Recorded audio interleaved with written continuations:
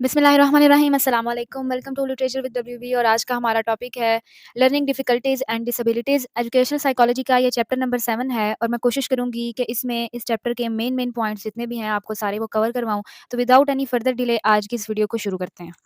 सबसे पहले हम लोग बात करते हैं what are learning disabilities. Learning disabilities जो है ये किसी भी इंसान में कोई उसकी वेरियस लाइफ स्किल्स को जब वो ठीक से ग्रैस्प नहीं कर पाता तो उस वक्त हम उसको बोलेंगे कि इसमें कोई ना कोई डिसेबिलिटी है। अब ये डिसेबिलिटी जो है वो लर्निंग में आ सकती है कि कोई भी इंसान ठीक से कोई चीज़ सीख नहीं पाता, कम्युनिकेशन नहीं ठीक से कर पाता, रीडिंग राइटिंग और पर्सनल केयर वगैरह में। इन सब चीज़ों में अगर उसको कोई डिफिकल्टी आ रही है तो हम ये कहेंगे कि ये डिसेबिलिटी है, ये ठीक से कोई भी चीज़ नहीं सीख पा रहा।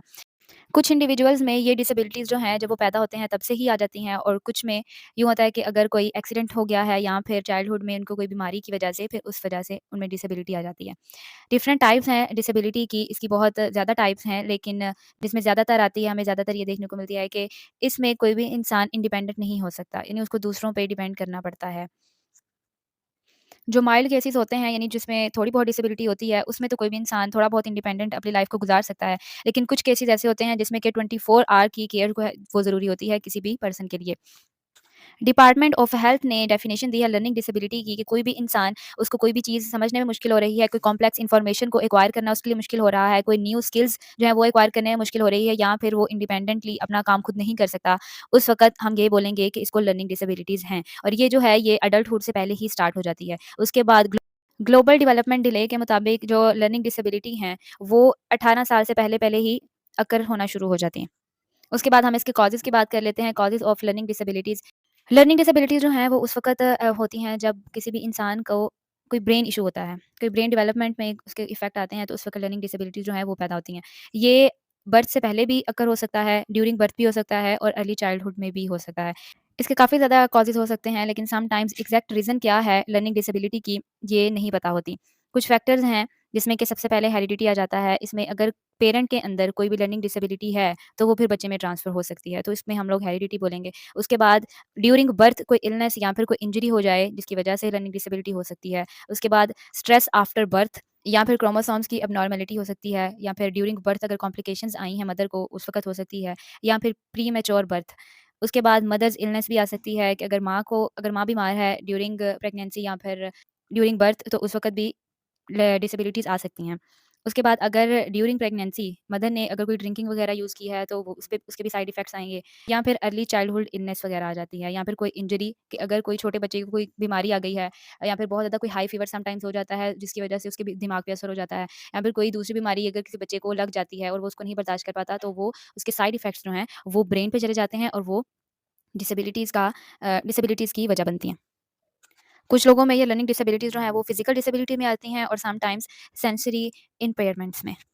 उसके बाद हम लोग बात कर लेते हैं what is the difference between learning disability, learning difficulty और मेंटल हेल्थ प्रॉब्लम में। सबसे पहले बात करते हैं द लर्निंग डिसेबिलिटी में, तो इसमें ये होता है कि किसी भी इंसान के अंदर शुरू से एबिलिटी ही नहीं होती कोई भी चीज़ को अंडरस्टैंड करने की। यानी कि उसमें किसी भी इंसान की जो एबिलिटी होती है वो रिड्यूस हो जाती है कि वो कोई भी चीज़ को अंडरस्टैंड करे, किसी भी न्यू या कॉम्प्लेक्स इन्फॉर्मेशन को एक्वायर करे, कोई न्यू स्किल सीखे या फिर वो इंडिपेंडेंट हो सके और ये जो है एडल्टहुड से पहले ही स्टार्ट हो जाती है। उसके बाद जो लर्निंग डिफ़िकल्टी है, ये ब्रॉडर टर्म है लर्निंग डिसेबिलिटी से।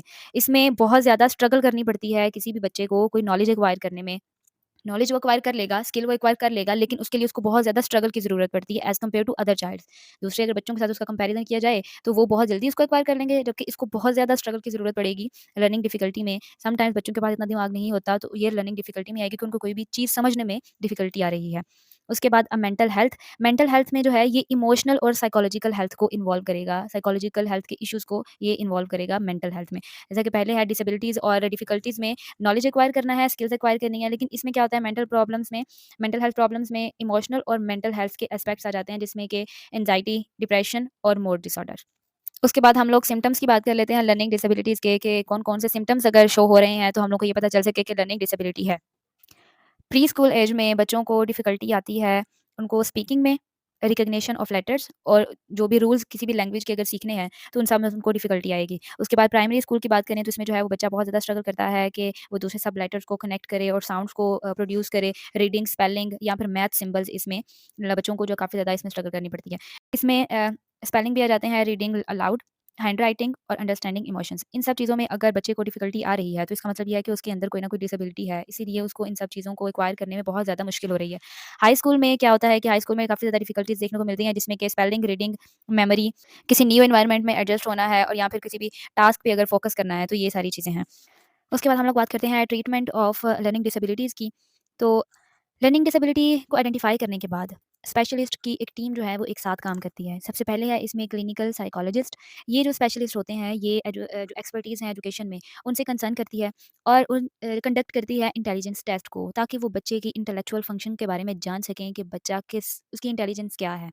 ये जो है ये हेल्प करता है ये जानने में कि बच्चे का जो एकेडमिक परफॉर्मेंस है, उससे हिसाब लगाया जा सके कि उसकी जो मेंटल एबिलिटी है वो कितनी है।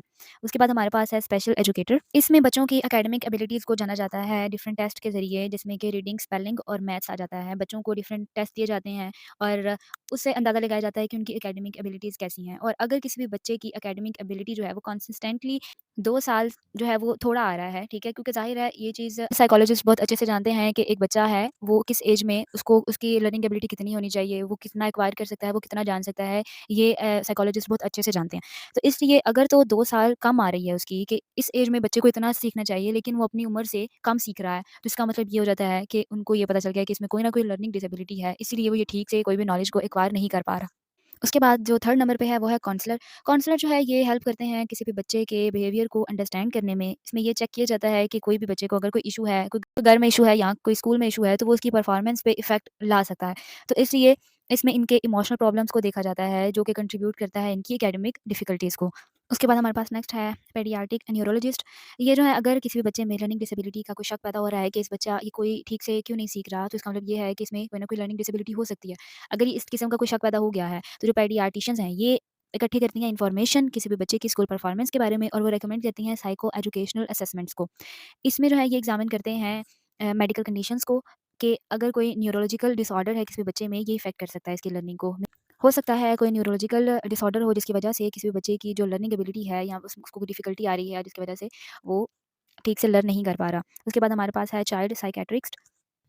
ये स्पेशलिस्ट जो हैं ये चेक करते हैं एडीएचडी के सिम्पटम्स को। अब एडीएचडी क्या है, ये हम नेक्स्ट वाली स्लाइड में देखेंगे। फिलहाल सिर्फ आप इसका नाम याद कर लें। एडीएचडी के सिम्पटम्स को चेक किया जाता है जो कि कोएग्जिस्ट कर सकते हैं किसी भी लर्निंग डिसेबिलिटीज़ के साथ। इसमें डिफरेंट डिसऑर्डर्स तक भी असेस हासिल की जा सकती है कि हो सकता है कि किसी दूसरे डिसऑर्डर की वजह से किसी भी स्टूडेंट की परफॉर्मेंस है, एकेडमिक परफॉर्मेंस हो सकता है वो उसकी वजह से खराब हो। एडीएचडी जो है ये एक टाइप है लर्निंग डिसेबिलिटी की। तो नेक्स्ट वाली स्लाइड्स में हम इनको देखते हैं। Types of learning disabilities. इसमें जो हमारे पास सबसे पहले है वो है डिसलेक्सिया।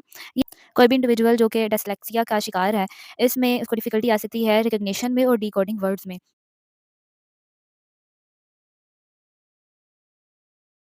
उसके बाद हमारे पास है डिसकैल्कुलिया। ये मैथमेटिकल एबिलिटीज़ पे इम्पैक्ट डाल सकती हैं। वो लोग जिसको जो कि इस बीमारी का शिकार होते हैं, वो मैथमेटिकल प्रॉब्लम्स को समझने के लिए बहुत ज़्यादा कोशिशें करते हैं, स्ट्रगल करते हैं और मैथमेटिकल प्रॉब्लम्स को सॉल्व करने की भी बहुत ज़्यादा कोशिश करते हैं, क्योंकि इन्हें मैथमेटिकल एबिलिटीज़ जो हैं, ये कम होती हैं, काफ़ी ज़्यादा असर पड़ता है इसकी वजह से। उसके बाद हमारे पास है डिस्ग्राफिया। कोई भी इंडिविजुअल जो कि डिस्ग्राफिया का शिकार है, उसको जिन चैलेंजिंग का सामना करना पड़ता है, उसमें हैंडराइटिंग आ जाती है, स्पेलिंग आ जाते हैं। पेपर में अपनी थॉट्स को ऑर्गेनाइज़ करके उसने किस तरह से पेपर पे लिखना है, ये उसको डिफ़िकल्टी आती है।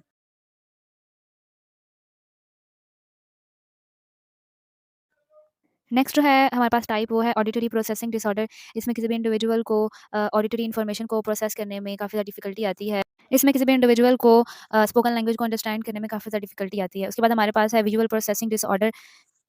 इस डिसेबिलिटी में क्या होता है कि किसी भी इंडिविजुअल को अगर ये डिसेबिलिटी है, तो वो विजुअल इन्फॉर्मेशन को इंटरप्रेट नहीं कर सकेगा। इसको अगर उसके सामने कोई भी शेप्स रखी जाएँ, लेटर्स या वर्ड्स रखे जाएँ, तो उसको वो ठीक तरह से रिकॉग्नाइज़ नहीं कर सकेगा। उसको नहीं पता होगा कि ये जो लेटर्स यहाँ पे कोई शेप्स हैं या कोई वर्ड्स हैं, ये मुझे किस किस्म की इन्फॉर्मेशन प्रोवाइड कर रहे हैं। उसके बाद हमारे पास है नॉन वर्बल लर्निंग डिसेबिलिटीज़। इसमें ये होता है कि इफ़ेक्ट करती हैं स्पेशियल अवेयरनेस को, मोटर कोऑर्डिनेशन और अंडरस्टैंडिंग सोशल क्यूज़।